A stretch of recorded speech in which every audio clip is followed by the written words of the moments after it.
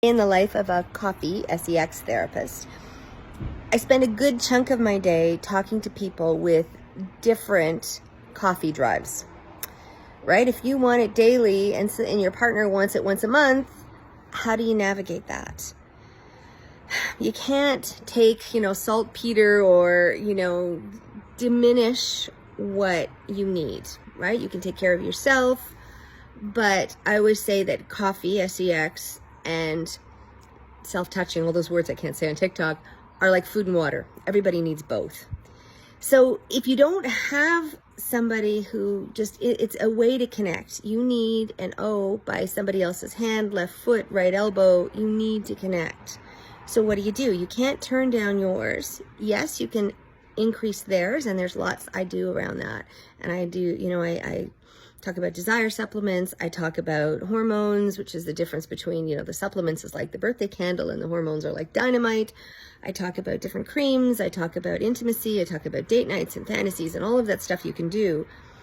But if you really are on different pages, how do you navigate that? Do you get a friend with benefits? What do you do? I spend a whole lot of time in that gray area in the middle trying to figure out if there's ways to help people, because I was fired once from a publication where I was writing as a coffee and relationship therapist about differing sex drives, and I was quoting a neuroscientist who said that coffee is so good for you, if your partner denies you coffee, they should be charged with attempted murder. Well, I wrote that, and the backlash from people who didn't want coffee and said, what do you mean charging it with attempted murder?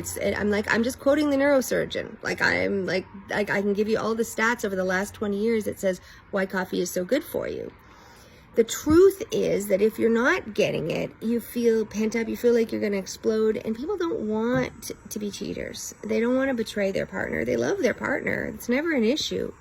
But how do you increase desire? Well, I've probably spent my career working on that.